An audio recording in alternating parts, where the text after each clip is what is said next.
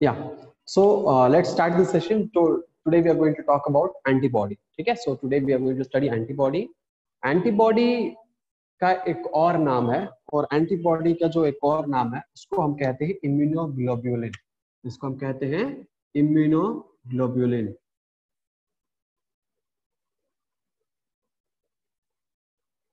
ठीक है, इसको हम कहते हैं इम्यूनोग्लोब्यूलिन.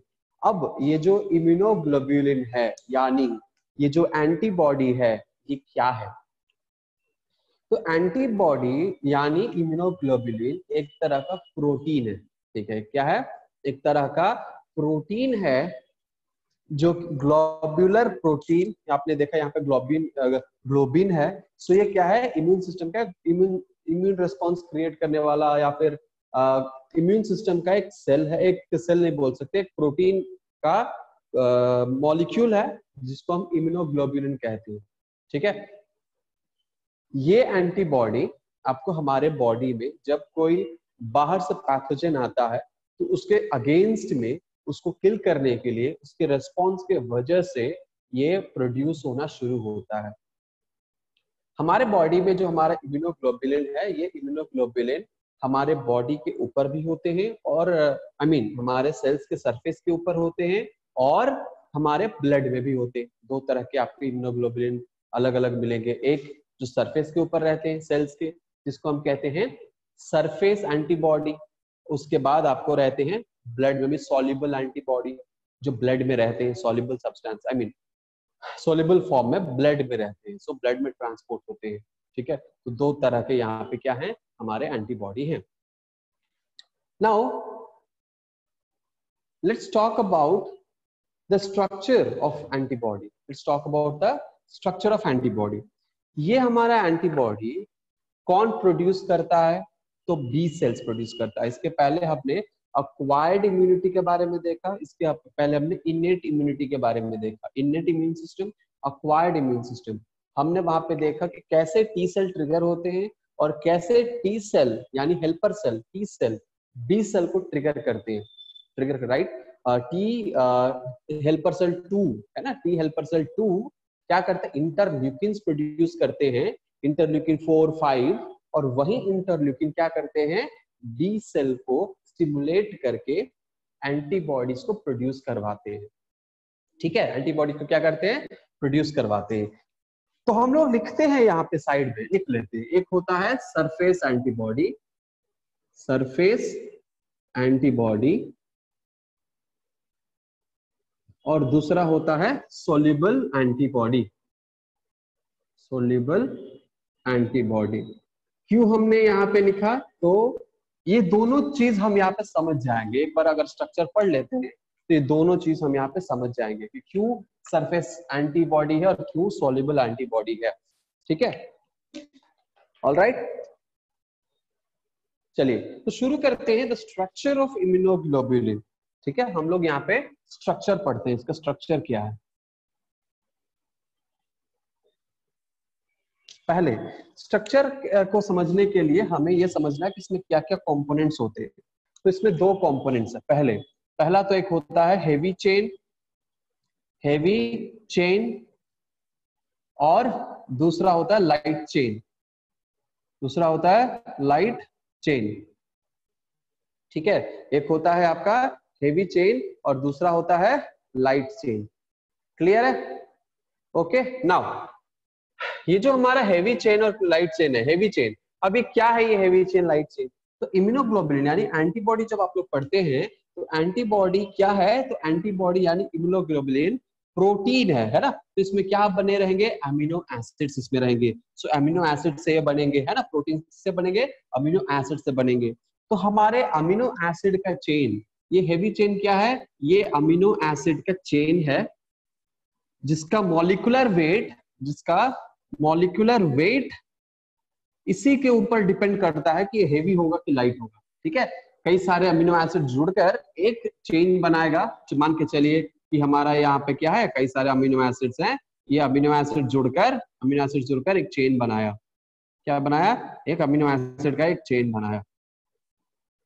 ठीक है, हमारे पास क्या है? दूसरा अमीनो एसिड का चेन बनाया. दूसरा अमीनो एसिड का एक लंबा सा हेवी चेन बनाया. हेवी यानी इसमें जो अमीनो एसिड्स हैं वो अमीनो एसिड्स क्या होंगे, वो अमीनो एसिड्स का मॉलिक्यूलर वेट सब मिलाकर बहुत ज्यादा होगा, more than 50,000 Dalton, more than 50,000 Dalton इसका जो है मॉलिक्यूलर वेट होगा।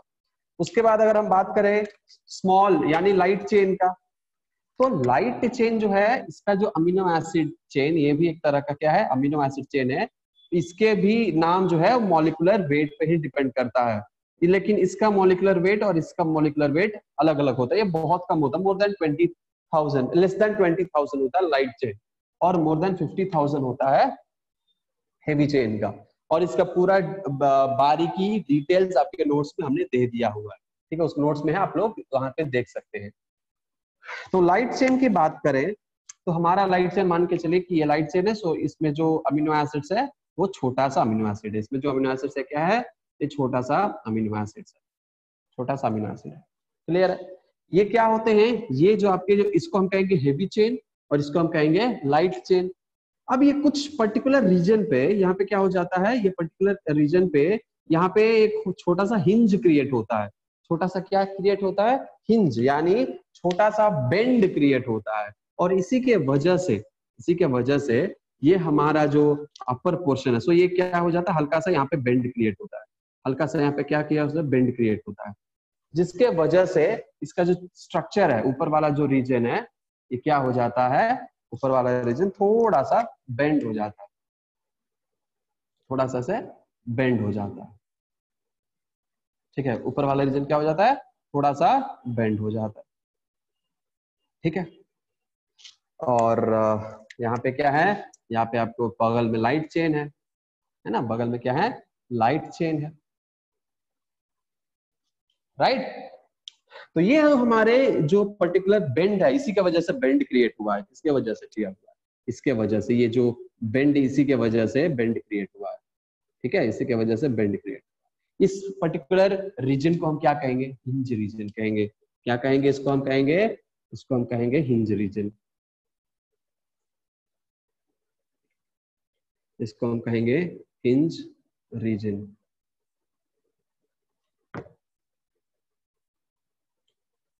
है ना, समझ में आया, ये है एंटीबॉडी। लेकिन ये तो हमने रफ डायग्राम बनाया, ये रफली है, रफली हमने ये डायग्राम ऐसे बनाया। ये क्या है, ये जस्ट एक्सप्लेनेटरी डायग्राम इसको हम कह सकते हैं, कि जस्ट एक्सप्लेनेशन के लिए हमने ये डायग्राम बनाया। एग्जैक्ट एक्चुअल डायग्राम ऐसा ही होता है, शेप उसका ऐसा ही होगा, लेकिन इसमें जो है वो बहुत सारे नेमिंग वगैरह करना है, तो वो हम लोग ओरिजिनल डायग्राम बनाते हैं। बस अंडरस्टैंडिंग के लिए हमने ये डायग्राम बना डाला। ठीक है, सो हम मतलब ऐसे चलते फिरते डायग्राम बना देते हैं, बनाते रहते हैं। तो ये उसी तरह का एक छोटा सा डायग्राम है।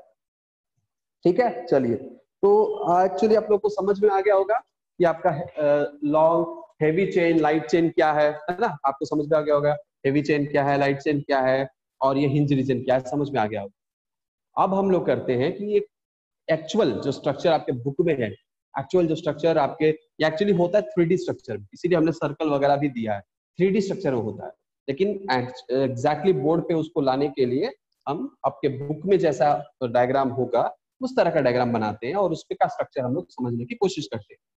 इसको चाहो तो आप लोग स्क्रीनशॉट ले सकते हो।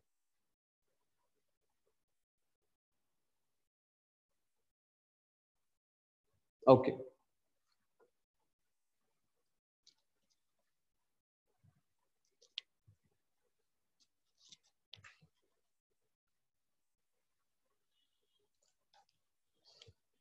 Now let's draw heavy chain.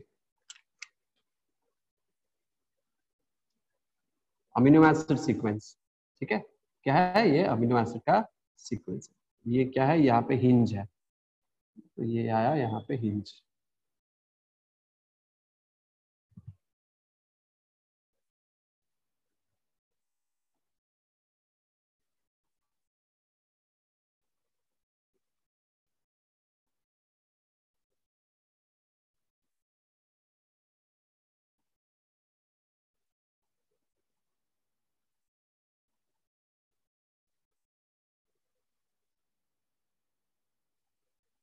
ठीक है, ये है हेवी चेन, ये क्या है, हेवी चेन।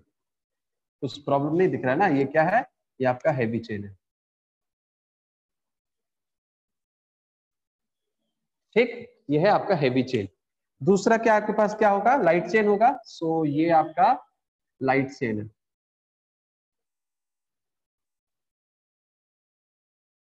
ये आपका light chain,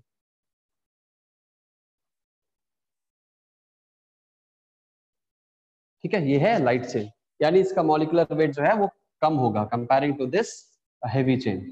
I hope it's clear to you guys, right now. इस रीजन में भी, इस दोनों रीजन में भी ये पूरा पूरा अमीनो एसिड से बना है। पूरा का पूरा किस चीज से बना है, पूरा का पूरा अमीनो एसिड से बना है ना। तो ये पूरा प्रोटीन मॉलिक्यूल है। इसका जो एक एंड, जो टॉप एंड होता है, ये अमाइन अमाइन अमाइन ग्रुप इस पे यहाँ पे होता है। इसके एंड में क्या होता है, अमाइन ग्रुप होता है। क्योंकि आपको पता है कि अमीनो एसिड है, अमीनो एसिड में एक ग्रुप, एक एंड में क्या होना चाहिए, अमाइन होना चाहिए, और दूसरे एंड में क्या होना चाहिए, बताओ तो जरा। हम भी देखिए कितना बायोमोलिकुल्स जो मैंने पढ़ाया था आप लोगों को याद है ना। बायोमोलिकुल्स में हमने ये पढ़ाया आप लोगों को, क्या कितना याद है, देखते हैं। Yes of course, very good. दूसरा साइड क्या होना चाहिए, ऋतु, ऋतु से जवाब एक्सपेक्ट कर रहे हो।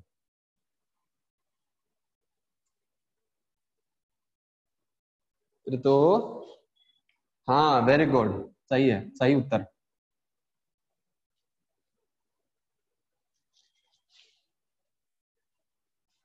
ठीक है, दूसरा साइड होना चाहिए कार्बोक्सिलिक ग्रुप। ठीक है, कार्बोक्सिलिक, अच्छा चलो, ठीक है, कार्बोक्सिलिक ग्रुप होना चाहिए।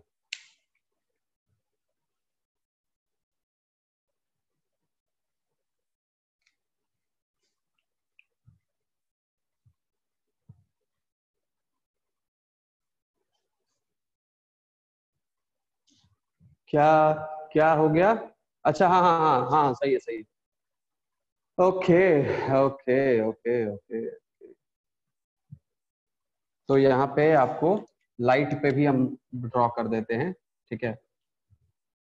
Now so this is what your ends are. Now ये हेवी चेन है और ये लाइट चेन है।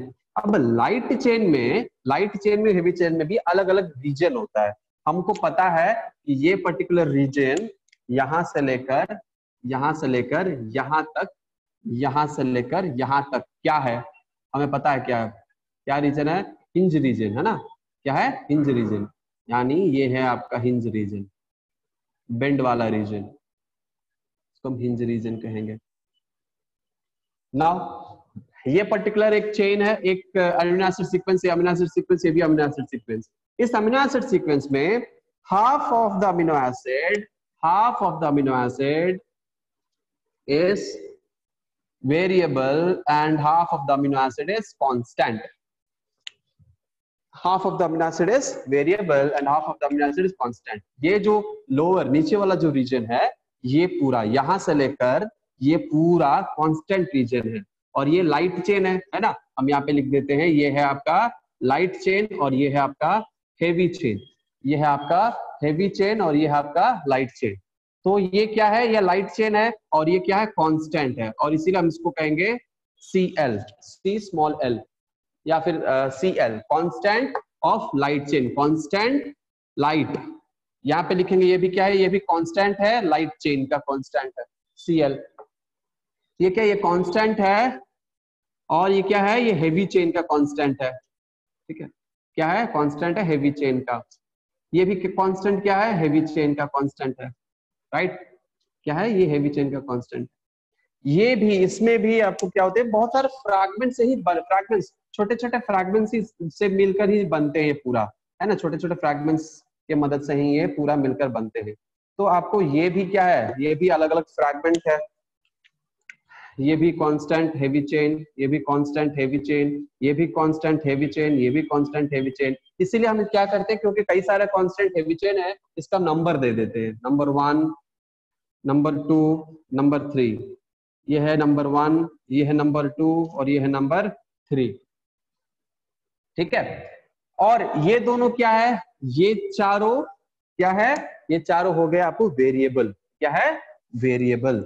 सो यहाँ पे हम लोग लिखते हैं वेरिएबल लाइट चेन का, वेरिएबल हेवी चेन का, वेरिएबल हेवी चेन का, वेरिएबल लाइट चेन का।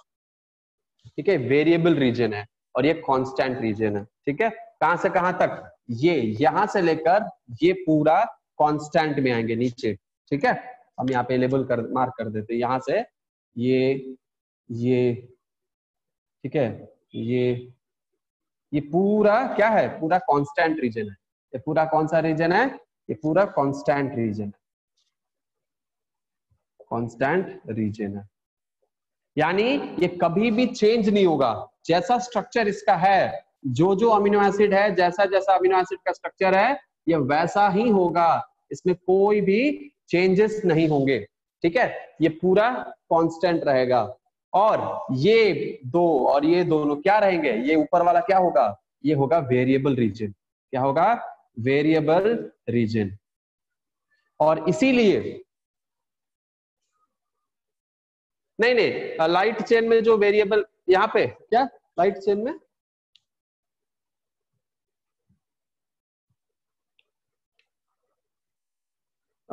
लाइट चेन में जो कांस्टेंट चेन है, ओके, लाइट चेन में जो कांस्टेंट है, नहीं उसका नंबर नहीं, उसमें तो एक ही है ना, उसका नंबर क्या होना है, उसमें तो एक ही है, इसमें तो सिर्फ एक ही है।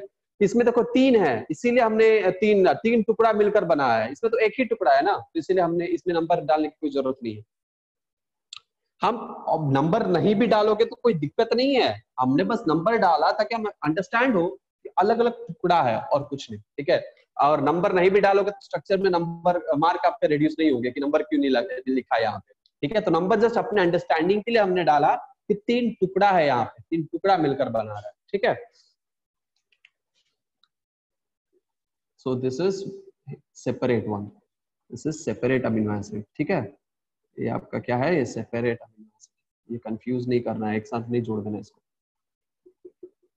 क्या हिंजरी, now this is constant region and this is this is constant region and this is the variable region. Now very important, इसका जो constant region है हम इसको एक नाम देते हैं, ये constant region है, इसका हम नाम देते हैं और उसको हम कहते हैं F capital F small c। क्या कहते हैं, फ्रैगमेंट ऑफ कांस्टेंट। क्या कहते हैं, fragments of constant. Constant region के जितने भी फ्रैगमेंट्स होंगे, छोटे छोटे टुकड़े, ये टुकड़ा ये टुकड़ा ये टुकड़ा ये सब टुकड़ा, ये सबको हम मिलाकर हम कहते हैं FC, F capital F small c, यानी फ्रैगमेंट्स ऑफ कांस्टेंट। और यहाँ पे जो टुकड़े हैं उसको हम कहते हैं F capital F A B, capital F A B। हम इसको क्यों कहेंगे FAB, कैपिटल AB, हम ऐसे भी लिख सकते हैं। हम क्यों कहेंगे, क्योंकि इसका मतलब होता है फ्रैगमेंट्स ऑफ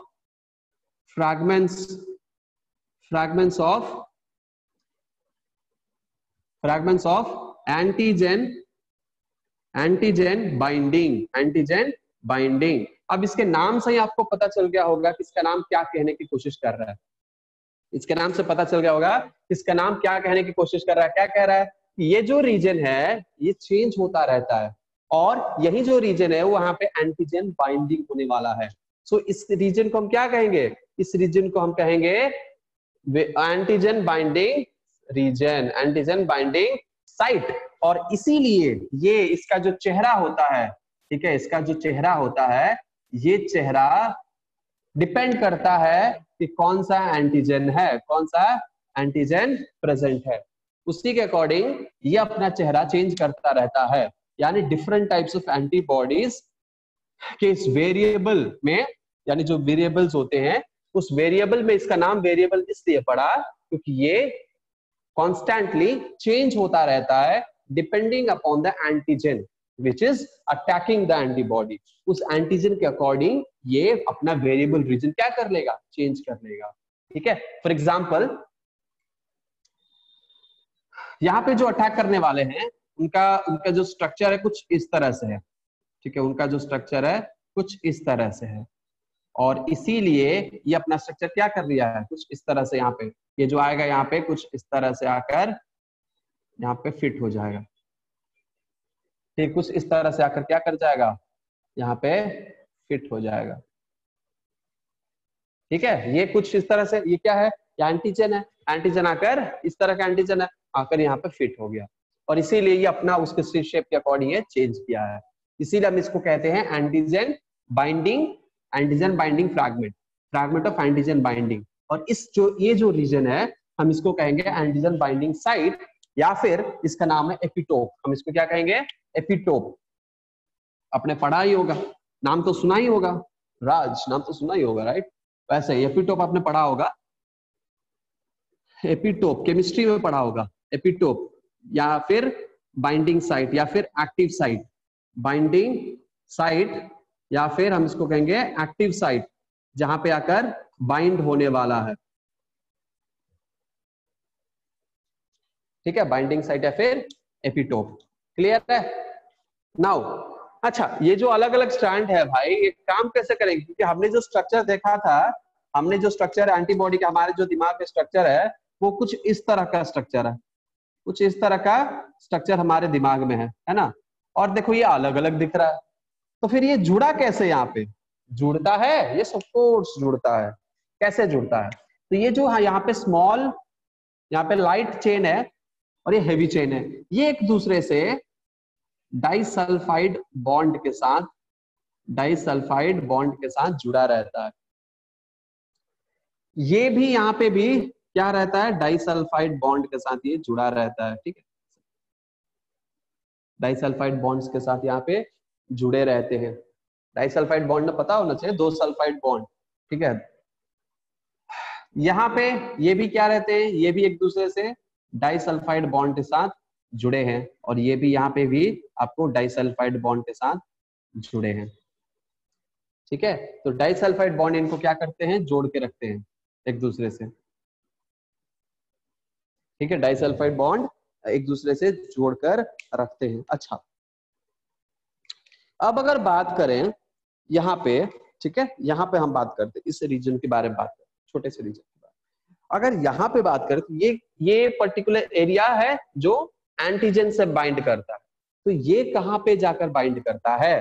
तो ये बाइंड करता है सेल से, और इसीलिए हम इसको कहते हैं सेलुलर स्ट्रक्चर। हम इसको कहते हैं cellular attachment, cellular structure for attachment. So यहाँ पे लिख सकते हैं सेलुलर अटैचमेंट के लिए होता है साइट, सेलुलर अटैचमेंट। मतलब ये कहाँ जाकर अटैच होगा? ये सेल पे जाके, यानी मास्ट सेल, मान के चलिए हमारे एक तरह मास्ट सेल पे जाकर अटैच होगा। सेल्स के ऊपर अटैच होने वाला वो यही रीजन है। और जब बी सेल से जब ये निकलता है बाहर, तो इस तरह से निकलता है बाहर। मान के चलिए ये हमारा, मान के चलिए ये हमारा क्या है? Let me erase this.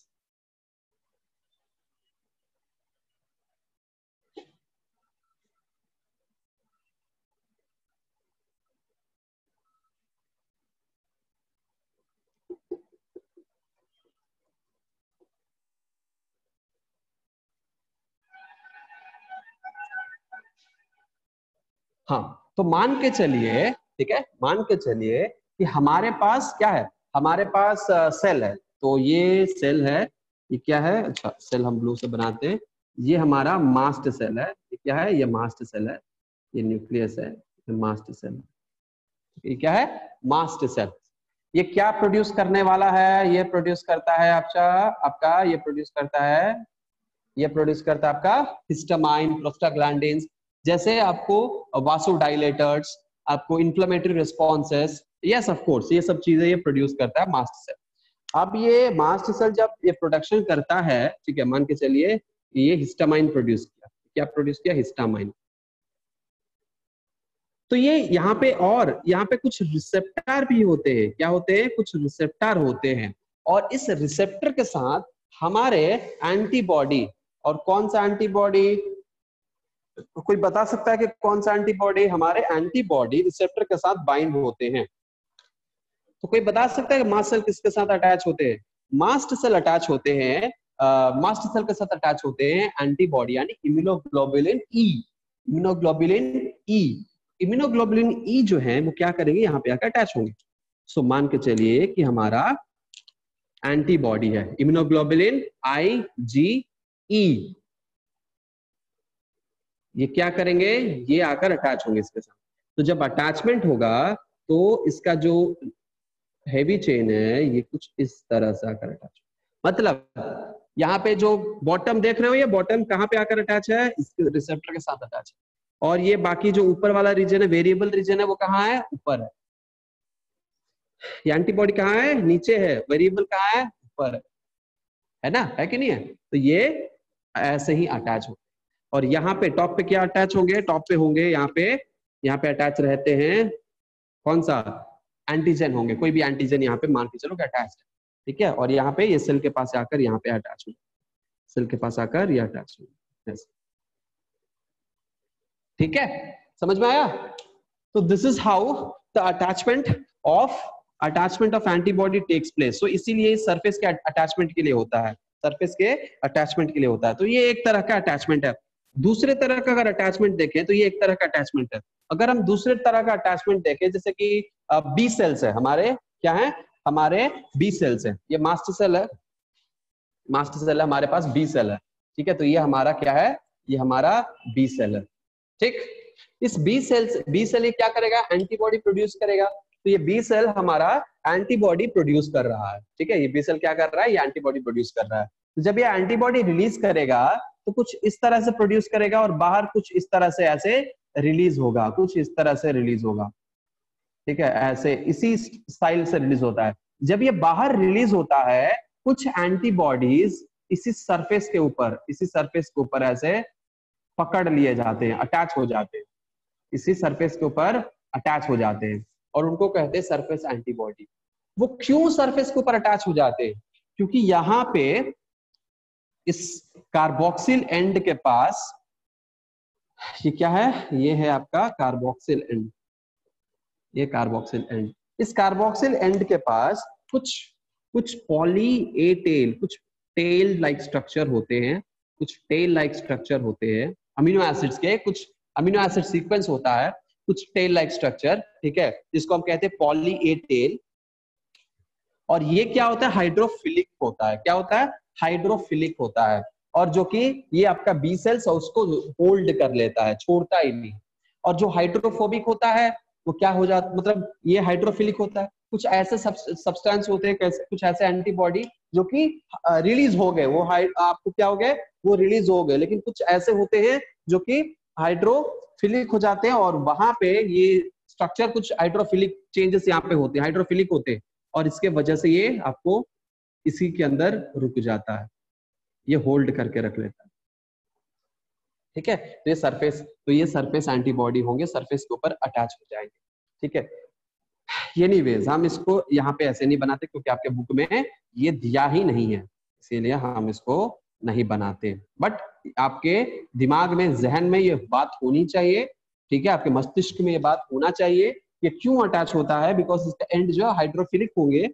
इस तरह के एंटीबॉडी जो सरफेस पे अटैच होते हैं उनके जो एंड होते हैं वो हाइड्रोफिलिक होंगे, इसके वजह से वो वहीं पे क्या होगा, अटैच हो जाएगा, वो रिलीज ही नहीं होगा क्योंकि वो भी प्लाज्मा मेम्ब्रेन से बना है। तो प्लाज्मा मेम्ब्रेन से बना है तो सोचो कि अगर हाइड्रोफिलिक है यानी वाटर हीटर है, विच मींस वो क्या है, वो एक तरह का hydrophilic in nature, water lover हो गया ना हाइड्रोफिलिक।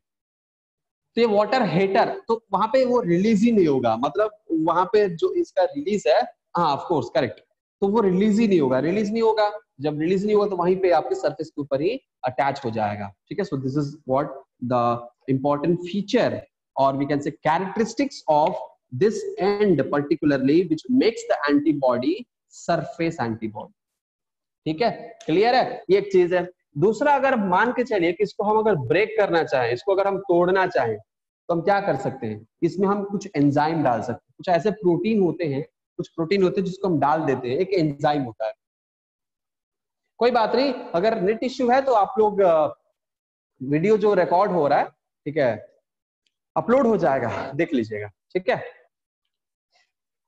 तो यहाँ पे क्या होता है, यहाँ पे आपको मान के चलिए कोई इसको फ्रैगमेंट में तोड़ना है, अगर इसको फ्रैगमेंट में तोड़ना है, ठीक है, तो क्या करना पड़ेगा, एक एंजाइम होता है और उस एंजाइम का नाम क्या है, उस एंजाइम का नाम है पेपेन, उस एंजाइम का नाम है PAPAIN, पैपेन।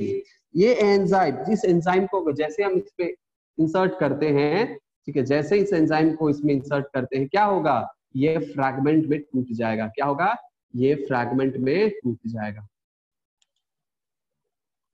ठीक है, ये फ्रैगमेंट में टूट जाएगा। क्लियर है, समझ में आ गया? ये एंटीबॉडी है, ठीक है। तो ये है एंटीबॉडी। नाउ वेरी इंपॉर्टेंट, यहाँ पे ये जो कांस्टेंट रीजन है वहां पे क्या होते हैं कि वहां पे कुछ कैंडी यानी कुछ पॉलीसैकेराइड, कुछ कार्बोहाइड्रेट यहाँ पे अटैच रहते हैं, कुछ कार्बोहाइड्रेट यहाँ पे क्या रहते हैं, अटैच रहते। तो हम यहाँ पे बनाते हैं कैंडी, ठीक है, हम यहाँ पे बनाते हैं कैंडी। कैंडी क्या, शुगर, या तो एक शुगर मॉलिक्यूल यहाँ पे अटैच रहता है, ठीक है। बचपन में हमने ऐसा कैंडी खाया होगा, चॉकलेट खाया होगा, है ना, ऐसा कुछ चॉकलेट यहाँ पे अटैच रहते हैं, ठीक है। ये कुछ चॉकलेट है, जैसे लैक्टो किंग, बचपन में लैक्टो किंग वगैरह आपने खाया होगा, लैक्टो किंग या लैक्टो मिल्क, ऐसा आपने नहीं खाया होगा। आप लोगों के जमाने में वो चॉकलेट नहीं है, हम लोग के जमाने में यानी 90s में, 1990s में, बचपन में जब हम लोग बच्चे थे, अर्ली 2000 में हम लोग को ऐसा चॉकलेट जो है वो मिलता था, अभी भी शायद मिलता होगा, लेकिन ऐसे चॉकलेट। तो ये क्या है, ये कार्बोहाइड्रेट मॉलिक्यूल है, ये ओलिगोसैकेराइड है। ये क्या है, ओलिगोसैकेराइड है, ओलिगोसैकेराइड है जो कि अटैच्ड रहता है। हम इसको ग्लूकोसामाइन भी कह सकते हैं, सम ग्लूकोसामाइन यहाँ पे अटैच्ड रहता है, या फिर हम कहेंगे ये शुगर मॉलिक्यूल है जो कि अटैच रहता है। और ये इसलिए अटैच रहता है कि ये शुगर मॉलिक्यूल है, और इसको देखकर हमारे जो एंटीजन है, पैथोजन है, उनको लालच आएगा, खाने के लिए आएंगे, अटैच हो जाएंगे इसी में है ना। एनीवेज, तो ये कार्बोहाइड्रेट यहाँ पे होते हैं, राइट, ये कार्बोहाइड्रेट भी यहाँ पे प्रेजेंट होते हैं। Now this is what your antibody structure is, ठीक है। ये है आपका एंटीबॉडी का स्ट्रक्चर। आई होप आपको ये एंटीबॉडी का स्ट्रक्चर समझ में आ गया होगा, है ना। नहीं, एक बार हम फिर से क्या करते हैं, इसको रिपीट कर देते हैं। एक बार फिर से हम इसको रिपीट कर देते हैं। ये हमारे जो एंटीबॉडी है इसको हम इम्यूनोग्लोबुलिन कहते हैं, और आपको समझ में आ गया होगा अब सरफेस एंटीबॉडी और सॉल्युबल एंटीबॉडी हमने यहाँ पे क्यों लिखा है, ठीक है। आपको समझ में आ गया होगा क्योंकि हमने अभी जस्ट बताया सॉल्युबल और सरफेस के बारे में। तो ये क्या है, दो चेन से बने रहते हैं, और वो चेन होता है अमीनो एसिड चेन। क्या होता है, अमीनो एसिड चेन होता है। तो ये अमीनो एसिड चेन से, दो अमीनो एसिड चेन से बने रहते हैं। यहाँ पे एक अमीनो एसिड होता है आपका लाइट चेन, ये भी लाइट चेन है, और ये है आपका हेवी चेन। तो मान के चलिए ये एक हेवी चेन है, ये दूसरा हेवी चेन है, दोनों एक दूसरे के साथ डाइसल्फाइड बॉन्ड के साथ अटैच रहते हैं, और ये हाफ पार्ट और ये हाफ पार्ट एक दूसरे के साथ, ये हिंज रीजन, यहाँ पे कुछ अमीनो एसिड्स है उसके थ्रू ये अटैच्ड है। उसके बाद दोनों तरफ में एक एक लाइट चेन होता है। ये लाइट चेन भी इस हेवी चेन के साथ डाइसल्फाइड बॉन्ड के साथ अटैच है। ये हेवी चेन और इस लाइट चेन के बीच में डाइसल्फाइड बॉन्ड है, जिसकी वजह से ये अटैच्ड है, ठीक है। उसके बाद यहाँ पे अलग अलग फ्रैगमेंट्स जोड़कर ही हेवी चेन हो या लाइट चेन हो बनता है। तो इसमें दो फ्रैगमेंट है लाइट चेन में, और एक फ्रैगमेंट है वेरिएबल फ्रैगमेंट और दूसरा है कांस्टेंट फ्रैगमेंट। एक दूसरा लाइट चेन उसमें भी एक वेरिएबल है, दूसरा कांस्टेंट है। वैसे ही हमारे जो कांस्टेंट हेवी चेन है उसमें क्या है, एक है वेरिएबल और बाकी तीन फ्रैगमेंट ऐसे हैं जो कांस्टेंट है। इसी तरह दूसरा में भी एक है वेरिएबल, बाकी के तीन रीजन जो है वो कांस्टेंट है, यानी उनमें कोई भी स्ट्रक्चरल चेंजेस नहीं आएंगे।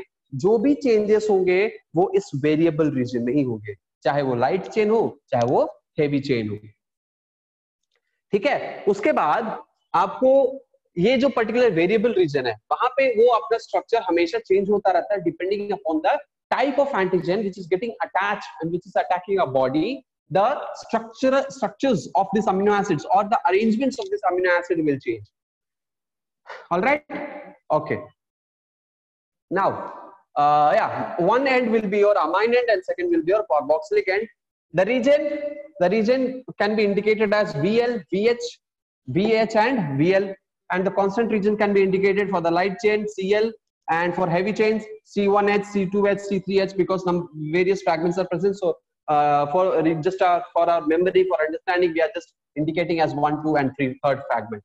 And the region which is constant, that we call it as constant region or FC, and the region which is constantly changing or the variable region, we call it as variable region or FAB, which means fragment antigen binding, fragment of antigen binding FAB. Okay, all right. Okay, so now and apart from that, the antibody, this region is the region where surface this region will attach to the surface of the cell. For example, we just spoke about this mast cell or B cells, then how the antibody becomes surface antibody and soluble antibody that we saw. Then this region is called antigen binding site, or we can say this is the epitope from where your antigen gets attached. Here in this heavy region, constant heavy region, we have some sort of oligosaccharides which is attached in this region. It's the type of sugar molecule which is attached in this region.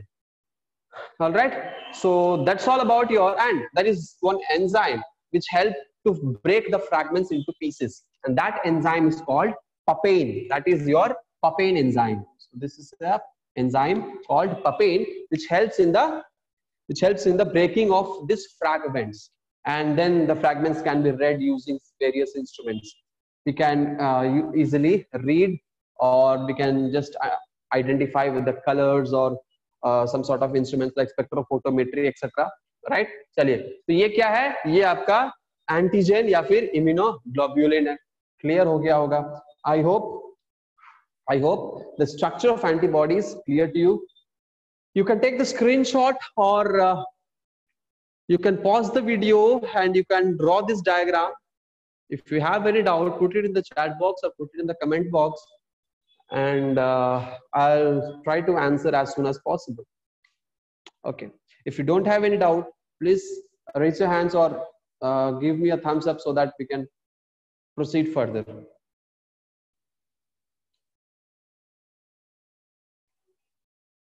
Yeah, of course. So यहाँ पे इस and में क्या होते हैं, हमने जैसे बताया कि इस एंड में क्यों यहाँ पे सरफेस एंटीबॉडी हो जाते हैं. तो यहाँ पे क्या होते हैं, पॉलीटेल, यानी कुछ अमीनो एसिड के टेल होते हैं, कुछ चेन होते हैं यहाँ पे, जो कि आपको हाइड्रोफिलिक हो जाते हैं, और उसके वजह से आपको ये अटैच हो जाता है. सेल जो है वो सेल से ये निकल नहीं पाता, एंटीबॉडी कंप्लीटली वहीं पे अटक के रह जाता है, और इसीलिए हम इसको कहते हैं this end. That's the reason this end gets attached to the surface. ठीक है? कहीं भी हो, किसी भी स्ट्रक्चर में, अगर मान के चलो कि अगर नहीं भी हो, तो भी यही वो रीजन है जो जाके सेल में अटैच होने वाला है. ठीक है? और that's why we call it a cellular attachment. This area is for cellular attachment. ठीक है? Okay. All right.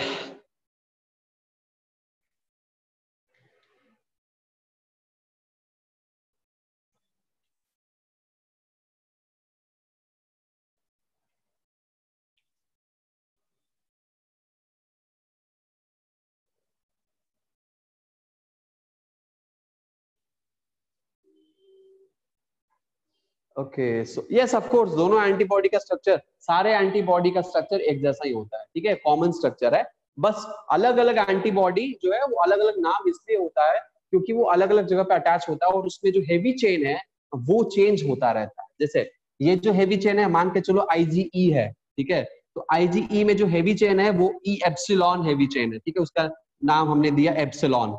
ठीक है, और ये हेवी रीजन है, हेवी चेन है, और इसीलिए इसको हम कहेंगे IgG. लेकिन स्ट्रक्चर सबका सेम रहेगा, और एंटीजन के अकॉर्डिंग जो एंटीबॉडी चेंज होगा वो होगा आपका ये पर्टिकुलर सिर्फ वेरिएबल रीजन सेम रहेंगे. ठीक है, okay. Any other question, any other doubts? Hydrophobic hydrophilic का क्वेश्चन अगर आपको नहीं आ रहा है तो ये आपको मान के चलिए कि ऐसा आपको खुद पता होना चाहिए. हमारे प्लाज्मा मेम्ब्रेन में दो रीजन होते हैं, है ना. हम बताए होंगे ऑलरेडी, ये फॉस्फेट है, फैटी एसिड है, और उसके बाद आपको आते हैं फैटी एसिड चेन, और फिर आते हैं फॉस्फेट ग्रुप, है ना, फॉस्फेट. तो ये क्या होते हैं, ये हमारे जो लिपिड मॉलिक्यूल है ये हाइड्रोफिलिक होते हैं, और हमारा जो ये फॉस्फेट मॉलिक्यूल है ये हाइड्रोफोबिक होता है. सॉरी, ये जो हमारा फॉस्फेट है ये क्या होता है, पोलर होता है, और ये वाटर लवर होता है, वाटर सॉल्युबल होता है. ठीक है, वाटर लवर यानी हाइड्रोफिलिक होता है. और ये जो लिपिड है ये वाटर हेटर यानी ये हाइड्रोफोबिक होता है. यस और नो? यस और नो, टेल मी, हाँ कि ना बोलो, बोलो हाँ कि ना। ये क्या होता है, फैटी एसिड वाटर इनसॉल्युबल होता है, सो वाटर हेटर होता है। तो वाटर हेटर यानी वाटर से डरता है, यानी हाइड्रोफोबिक, और ये होता है वाटर सॉल्युबल यानी वाटर लवर यानी हाइड्रोफिलिक इन नेचर। ठीक है, तो इसी के अकॉर्डिंग आपको यहाँ पे सोच लो, समझ लो, ये हाइड्रोफिलिक होगा कि हाइड्रोफोबिक होगा, है ना। ऑल राइट, बिकॉज सॉल्युबल नहीं हो रहा है, निकल ही नहीं पा रहा है, क्योंकि insoluble, this becomes this make itself insoluble to water, so that's the reason it's not releasing out from the cell. All right, anyways, next we are moving towards the types of antibodies. ठीक है, हम यहाँ पे types of antibodies या types of immunoglobulin के बारे में पढ़ने वाले हैं।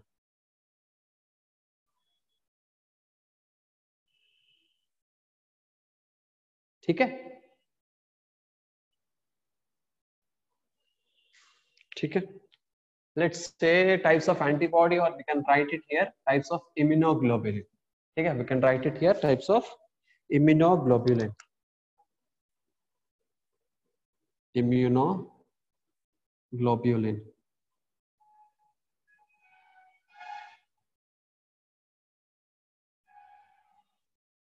All right, okay.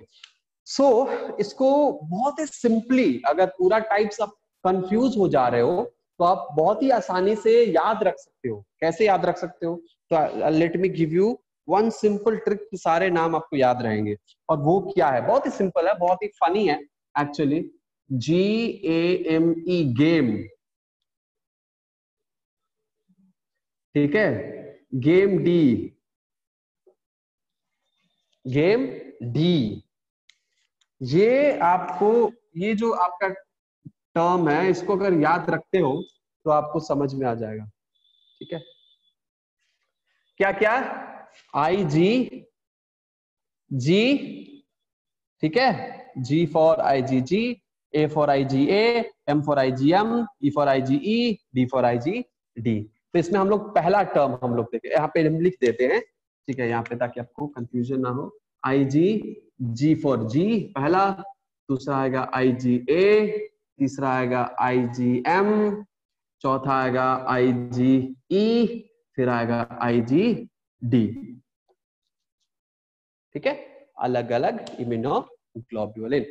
डन, याद रहेगा, भूलेगा नहीं, राइट, इसमें से एक भी नहीं भूलेगा, गेम के नाम से अगर आपने इसको पढ़ लिया तो। ठीक है, चलिए शुरू करते हैं जी से। सबसे ज्यादा क्यों हम शुरू करते हैं, क्योंकि यहाँ पे ये जो हमारा IgG है, सबसे ज्यादा इम्यूनोग्लोबुलिन कौन सा है, इम्यूनोग्लोबुलिन जी, सबसे ज्यादा इम्यूनोग्लोबुलिन अगर हमारे पास होता है, हमारे ब्लड में सेक्रेट होता है, तो वो है immunoglobulin G. Around 70 to 80%, around 70 to 80% of your immunoglobulin is IgG, which means we can say it is present in abundant. It is produced in, it is secreted in abundant. Who secretes this IgG? कौन secrete करता है, तो B cell। कौन secrete करता है, B cell, यानी हमारे जो हमने देखा था, वहां पे हमने देखा था, राइट, हमने देखा था ऐसा कुछ स्ट्रक्चर। ये हमारे जो बी सेल्स हैं, वही होते सारे एंटीबॉडी सेक्रेट करने वाले। सारे एंटीबॉडी सेक्रेट करने वाले कौन होते हैं, ये, यानी हमारे बी सेल, यानी बी सेल, या हम इसको कहेंगे प्लाज्मा सेल। अच्छे से याद रखने के लिए हम यहाँ पे लिख देते हैं कि प्लाज्मा सेल, बी सेल, यानी आप कंफ्यूज ना हो, let me right it here, plasma cells. हम बी सेल्स को प्लाज्मा सेल्स भी कहते हैं, है कि नहीं है, प्लाज्मा सेल्स। क्लियर है।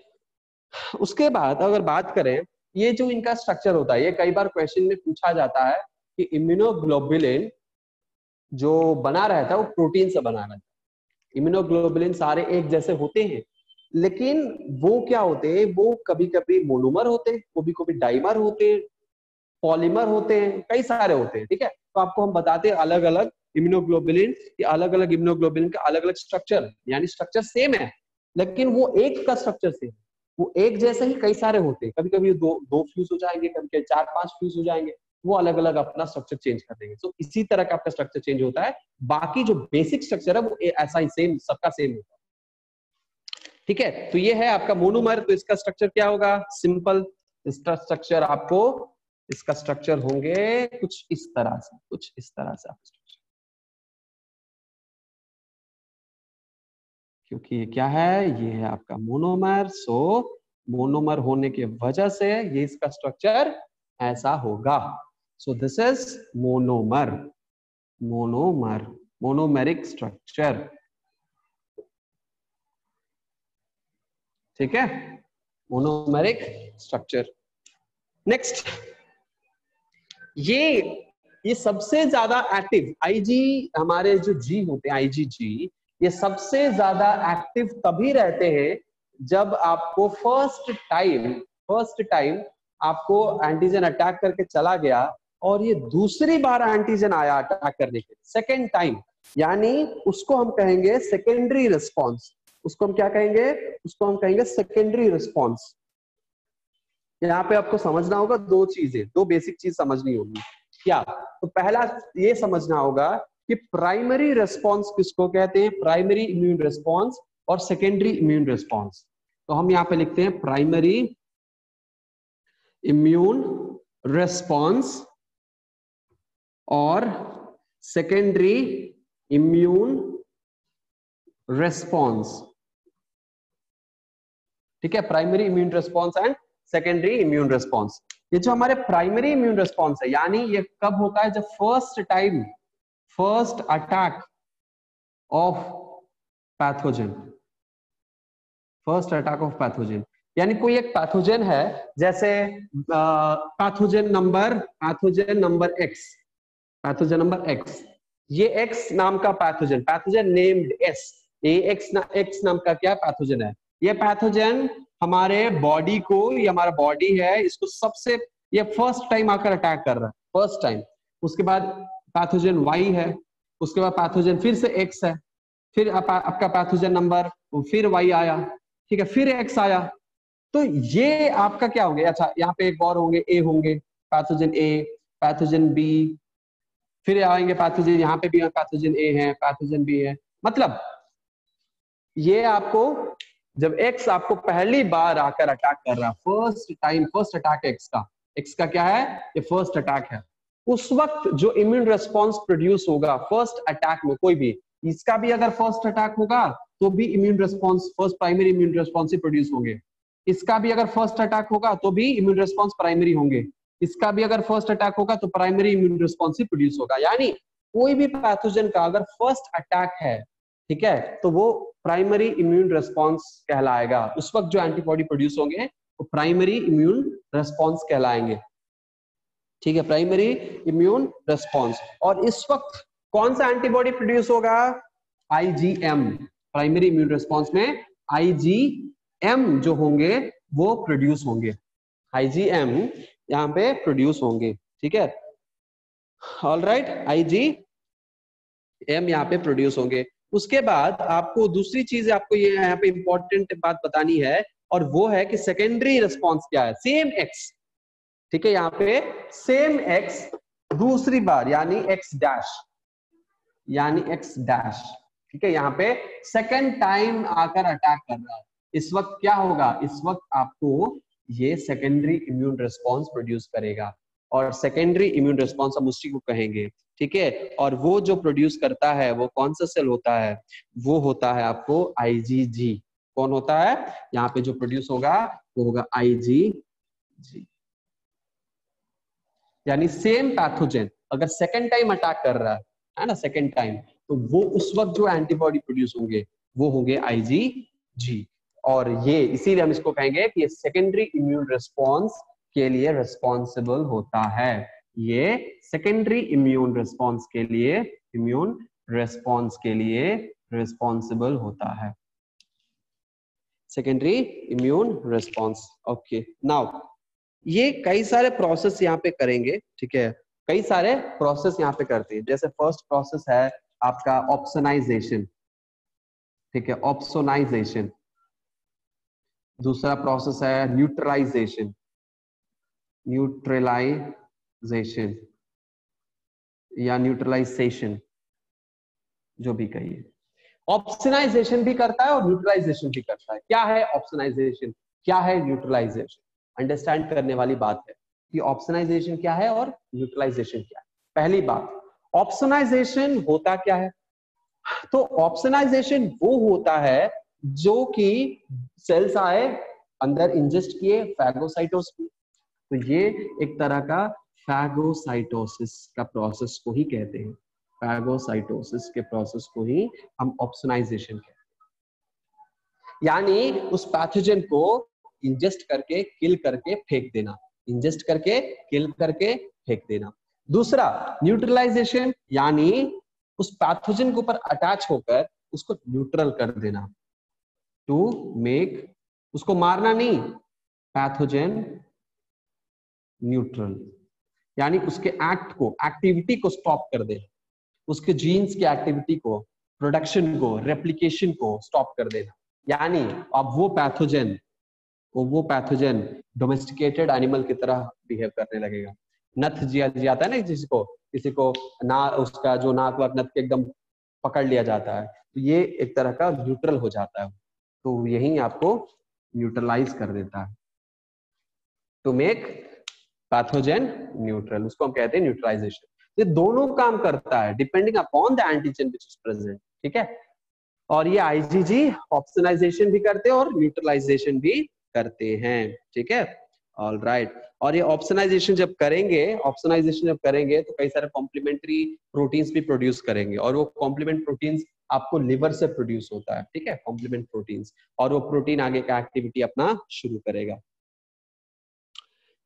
ऑल राइट, चलिए उसके बाद इसका बहुत इंपॉर्टेंट एक पॉइंट है जो कि नोट करना बहुत ज्यादा जरूरी है in exam point of view. Exam point इसका एक पॉइंट ज्यादा इंपॉर्टेंट है, वो पॉइंट ये है कि एंटीबॉडी इजीली को क्रॉस कर, यानी this antibody is a ट्रांसप्लेसेंटल antibody, ठीक है। Antibody can cross the placenta and reaches the baby.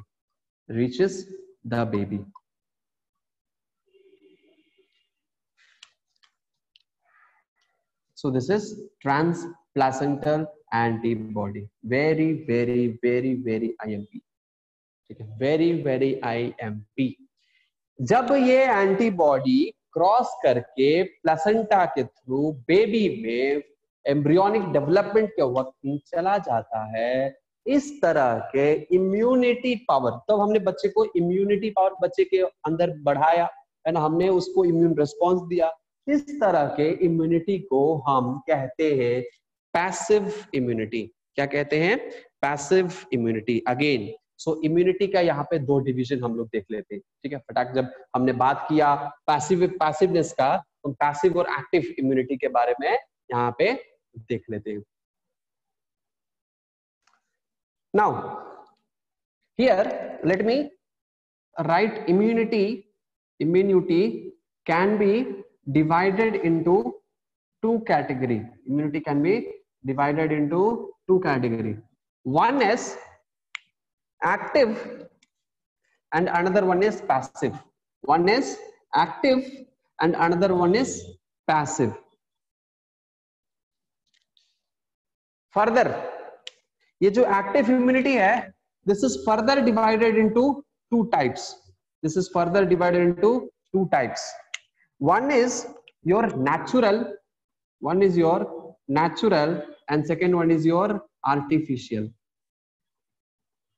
Again, this passive immunity is also divided into two categories.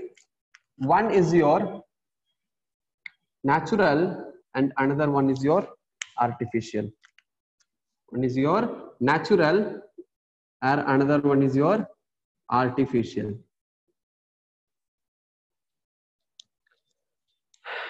अब बात करते हैं एक्टिव का, स्टार्टिंग से बात करेंगे।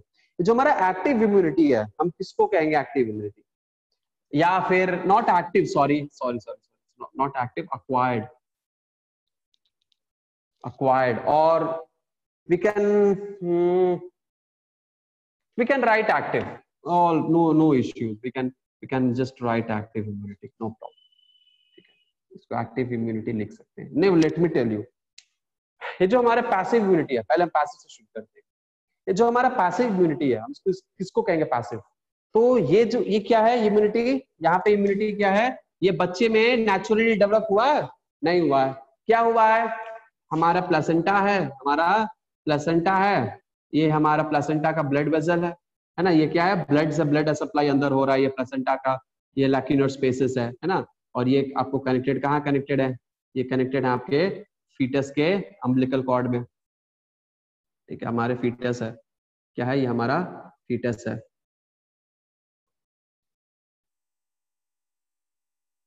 हमारा फीटस है, डेवलपिंग फीटस है। तो फीटस के अम्बिलिकल कॉर्ड से ये क्या है, कनेक्टेड है ना, ये कनेक्टेड है।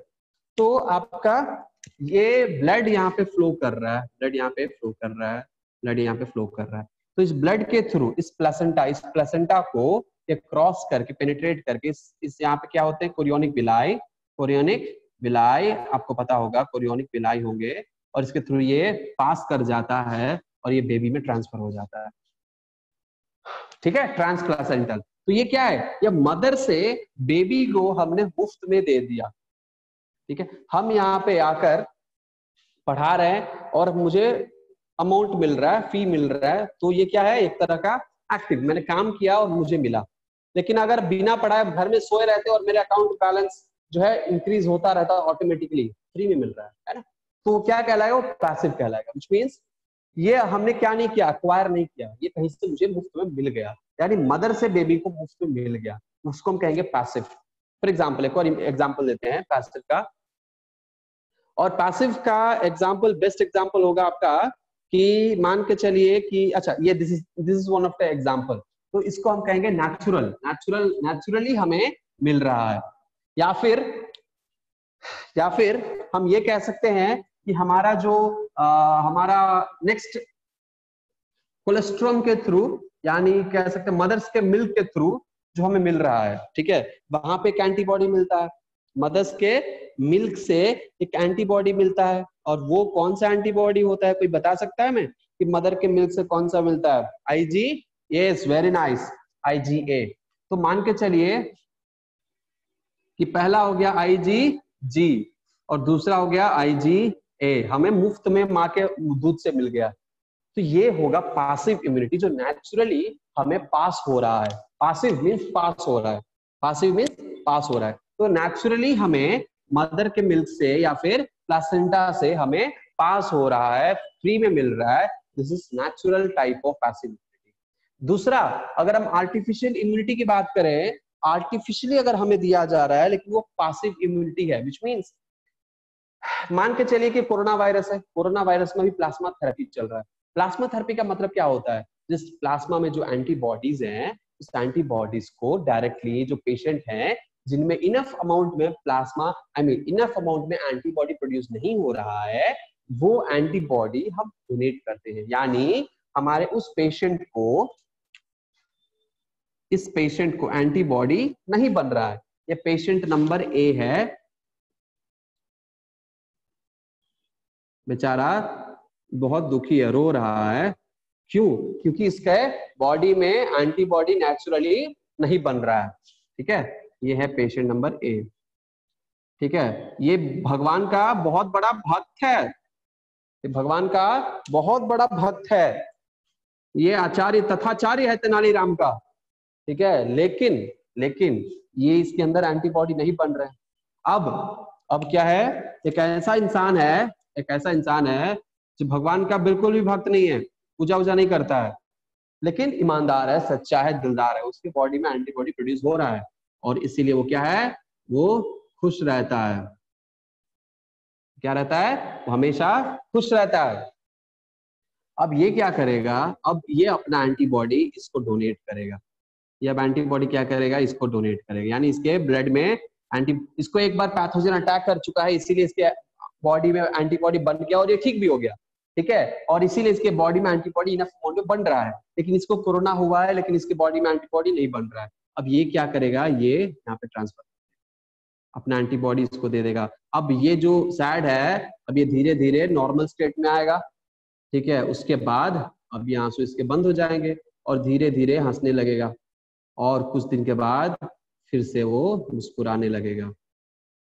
उसके बाद क्या होगा, उसके बाद ये भगवान भक्ति फिर से शुरू कर देगा, लेकिन इस बार कहेगा कि नहीं भगवान ने मेरा मदद नहीं किया, मेरा मदद तो किया इसने, ये मेरा भगवान, ठीक है। अब इसको इससे प्यार हो जाएगा और इसके दिलो दिमाग में यही घूमने लगेगा, ठीक है। तो इसी को कहते हैं आर्टिफिशियल पैसिव इम्यूनिटी। क्या कहेंगे, आर्टिफिशियल पैसिव इम्यूनिटी। एक और एग्जांपल, बेस्ट एग्जांपल है इसका। मान के चलो मुझे सांप ने काट लिया, भगवान न करे, जय श्री राम, जय भोलेनाथ। भगवान ने मुझे क्या कर दिया, सॉरी, सांप ने मुझे काट लिया, मेरे अंदर जहर भर गया। अब उस जहर को काटने के लिए हमें क्या दिया जाएगा, एंटीबायोटिक? नो। एंटीवायरल? नो। क्या दीजिए, एंटी वेनम, यानी कोई ऐसा मटेरियल दिया जाएगा जो उसके एंटीडोट, जिसको हम कह सकते हैं, जो उसको तोड़, उसका काट हो, उस जहर का काट, इसको हम हिंदी में कह सकते हैं, जनरल कॉमन लैंग्वेज में उस जहर का काट, एंटी वेनम। तो वो हमें दिया जाएगा, ठीक है। वो क्या दिया जाएगा, वो हमें दिया जाएगा, ठीक है। जिसे प्लाज्मा एंटीबॉडी थेरेपी हम लिख सकते हैं यहाँ पे, एंटीबॉडी थेरेपी, ठीक है। एंटीबॉडी थेरेपी एक तरह का एंटीबॉडी थेरेपी है जिसको किया जाता है, या इम्यूनोथेरेपी, इम्यूनोथेरेपी, ठीक है, एक तरह का थेरेपी है जो कि कह सकते हैं। लेकिन इम्यूनोथेरेपी भी उतना हम एग्जैक्टली हम इम्यूनोथेरेपी को नहीं रखेंगे, ठीक है। Antibody therapy is the best example.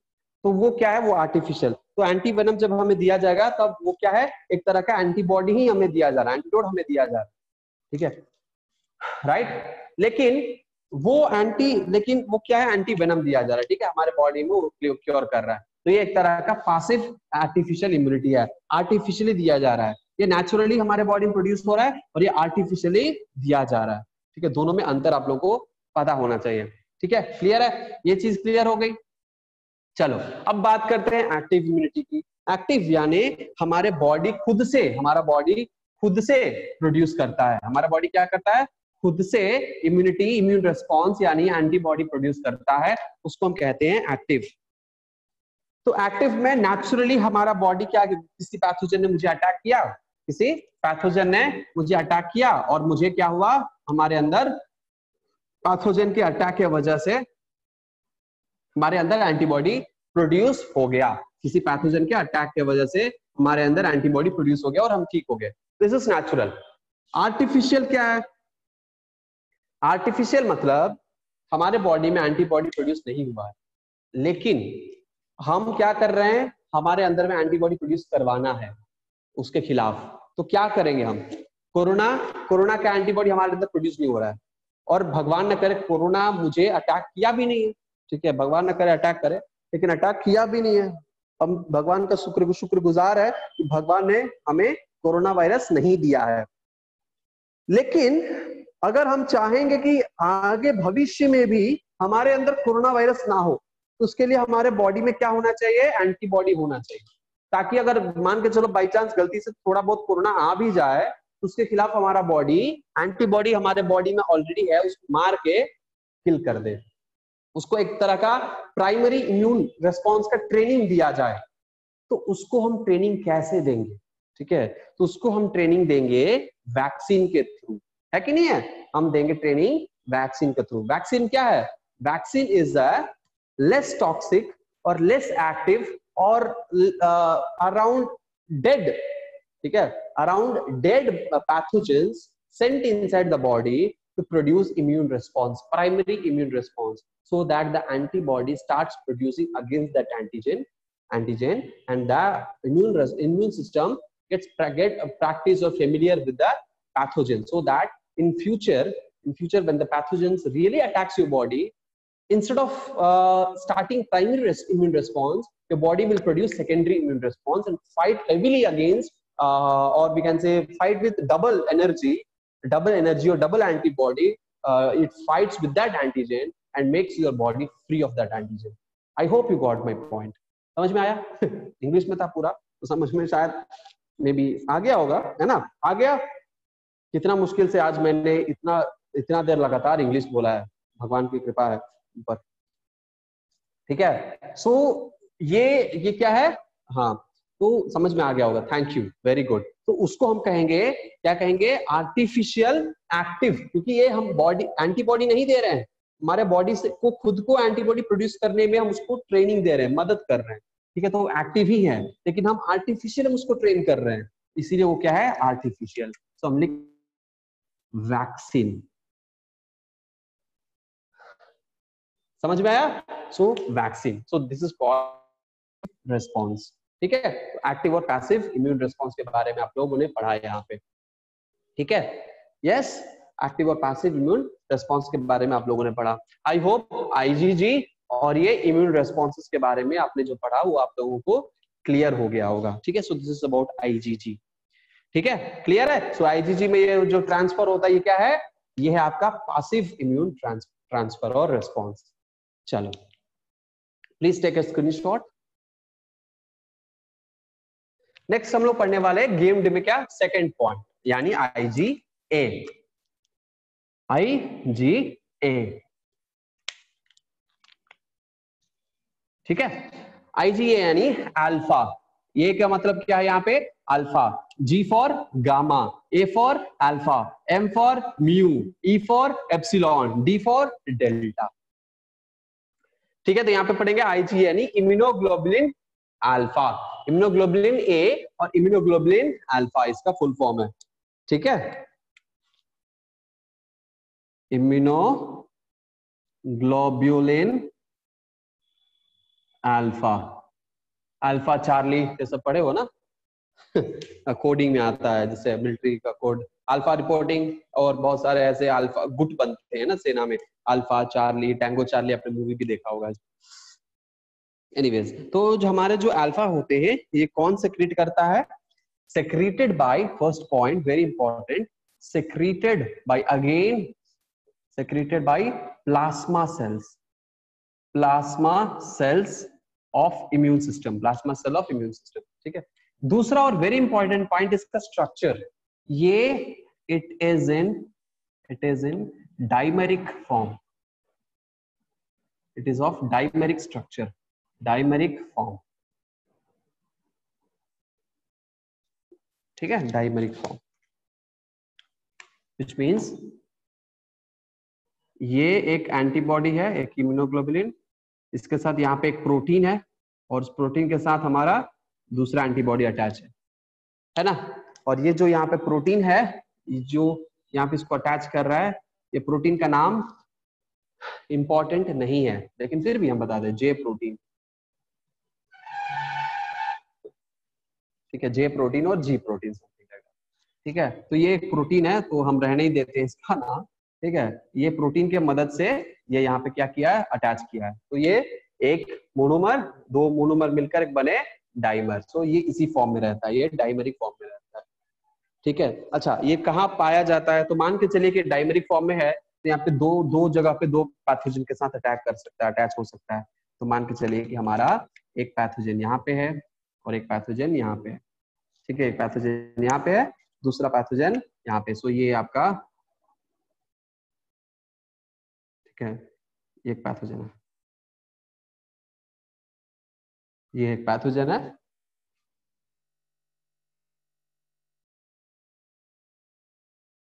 और हमारा ये है दूसरा पैथोजन।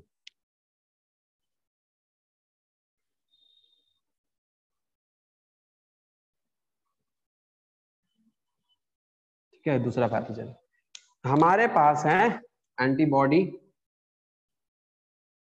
और ये एंटीबॉडी क्या, ये है डाइमरिक एंटीबॉडी, और ये जाकर क्या करेंगे?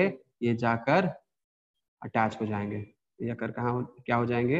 ये जाकर दोनों जगह पे कहीं पे भी अटैच हो जाएंगे, और दोनों पैथोजन को ये एक साथ मार देंगे। दोनों पैथोजन को क्या करेंगे? एक साथ ये किल कर देंगे, है ना? दोनों पैथोजन को एक साथ किल कर देंगे।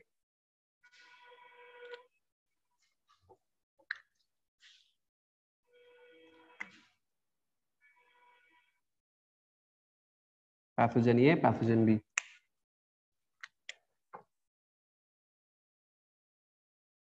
डाइमरिक फॉर्म, ये एक्टिव साइट है पैथोजन के ऊपर, एक्टिव साइट है, दोनों एक्टिव साइट पे जाके ये डाइमर है और दोनों अटैच होकर दो पैथोजन को यहाँ पे एक साथ किल करने की क्षमता ये रखते हैं, इसीलिए ये डाइमर है। ठीक है, यहाँ पे ये फंक्शन इसका है। अगर आगे की बात करें तो ये कहाँ पाया जाता है, ये पाया जाता है कहाँ कहाँ, फाउंड इन, इनके लोकेशंस क्या क्या है। तो पहला पहला लोकेशन, सबसे इंपॉर्टेंट लोकेशन सलाइवा, ये सलाइवा में पाए जाते हैं। कहाँ पाए जाते हैं, सलाइवा में पाए जाते हैं। दूसरा, ये स्वेट में पाए जाते हैं, स्वेट। तीसरा स्वेट हो गया, सलाइवा हो गया। उसके बाद आपको यहाँ पे एक और फ्लूइड आता है, स्वेट हो गया, ये सलाइवा। ठीक है, तो हमारे बॉडी फ्लूइड, उसके बाद mucus, sorry mucus, sputum, mucus sputum, ये सब बॉडी फ्लूइड्स के थ्रू ये बाहर निकल सकता है। ठीक है, हम एक और कह सकते हैं mucosal lining, mucosal lining of GI tract, यानी हमारे जो एब्डोमेन में, जो स्टमक में जो जीआई ट्रैक्ट, एलिमेंट्री कैनाल है, उसमें जो म्यूकोसल लाइनिंग होते हैं, फर्स्ट जो एंट्री लाइन होता है, आपने देखा होगा एलिमेंट्री कैनाल का, एलिमेंट्री कैनाल का ये क्या, कौन सा लाइनिंग होता है, first internal lining, mucosal lining, तो ये है आपका म्यूकोसल लाइनिंग। उसके बाद आता है सब म्यूकोसा, उसके बाद आते हैं मस्कुलर लाइनिंग, और मस्कुलर में भी दो तरह के होते हैं, है ना, मस्कुलर में भी एक होता है लॉन्गिट्यूडनल और दूसरा होता है ऑब्लिक।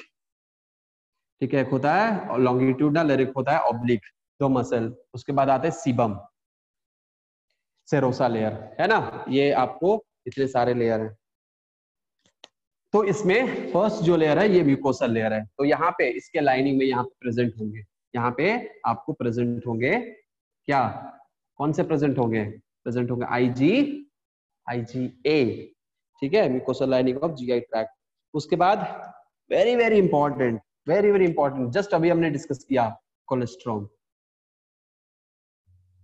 यानी मदर्स मिल्क, मदर्स मिल्क। ठीक है, तो ये कुछ हैं, ठीक है, ये कुछ हैं जिनमें आपको ये IgA प्रेजेंट होता है। ठीक है, जिनमें ये IgA प्रेजेंट होता है।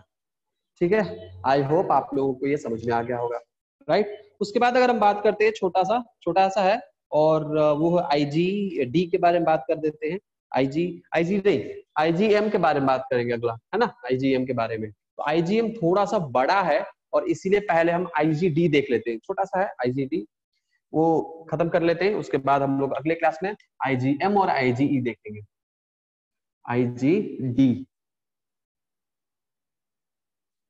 राइट, जैसे कि हर चीज का हमें स्ट्रक्चर पता होना चाहिए कि स्ट्रक्चर क्या है। तो IgD एक तरह का मोनोमरिक स्ट्रक्चर है, डेल्टा, है ना, immunoglobulin delta, secreted by same आपको plasma cells, secreted by plasma cells. Second point इसका क्या हो सकता है, ये मोनोमरिक है, डाइमरिक है, कि क्या है, तो ये है, it is made of monomeric structure, तो ये मोनोमरिक है, मोनोमेरिक स्ट्रक्चर, मोनोमेरिक स्ट्रक्चर। ठीक है, ऑल राइट, ओके। ये हमारे जो सरफेस के ऊपर जो एंटीबॉडी होते हैं, ठीक है, सरफेस के ऊपर वो होते हैं IgD। So it surface antibody, ये क्या होते हैं, सरफेस एंटीबॉडी होते हैं। ये सरफेस एंटीबॉडी जो प्लाज्मा सेल्स के ऊपर होते हैं, तो वो IgD होते हैं। ठीक है, हम इसको सरफेस एंटीबॉडी कहते हैं, या फिर हम इसको कह सकते हैं क्या, इसको कह सकते हैं बी सेल रिसेप्टर। क्या कह सकते हैं, B cell receptor. B cell के ऊपर रिसेप्टर होते हैं जो कि हम इसका नाम दे सकते हैं कि ये बी सेल रिसेप्टर है। ठीक है, ये क्या है, ये बीटा सेल रिसेप्टर है। और ये बीटा सेल रिसेप्टर के ऊपर आकर अगर कोई एंटीजन या एंटीबॉडी रेस्पॉन्सेस यहाँ पे क्रिएट होते हैं, तो आपको बीटा सेल्स क्या करेंगे, वो आगे अपना प्रोसेस जो है कंटिन्यू करेंगे। ठीक है। तो रेस्पॉन्सेस क्रिएट करने के लिए, कॉम्प्लीमेंट्री प्रोटीन अंदर में फॉर्म करने के लिए, प्रोड्यूस करने के लिए ये रिसेप्टर्स होते हैं, प्रेजेंट होते हैं आईजीडी के ऊपर। ठीक है। तो ये मोनोमेरिक होता है, यानी इसका स्ट्रक्चर क्या होंगे, एक ही होंगे। इसका जो ये एक ही होगा, है ना, ये मोनोमेरिक होंगे। और ये क्या होगा, फिर से रिपीट करिए, ये होगा वेरिएबल रीजन और ये होगा आपका कांस्टेंट रीजन। तो यहाँ से लेकर ये पूरा कांस्टेंट और ये छोटा सा रीजन है वेरिएबल रीजन, या फिर हम उसको कहेंगे antigen binding site, antigen binding site. Okay, चलो हम बात कर ही लेते हैं एम की। ठीक है, एम की हम बात कर लेते हैं, या हम बात कर लेते हैं यहाँ पे, शुरू करते हैं एम को। ठीक है,